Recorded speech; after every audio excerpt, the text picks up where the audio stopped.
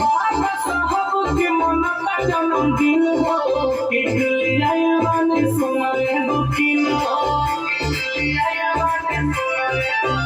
अरे बाबा साहब के मनता जन्मदिन हो, केक ले आए बानी सोनारे दुखिन हो।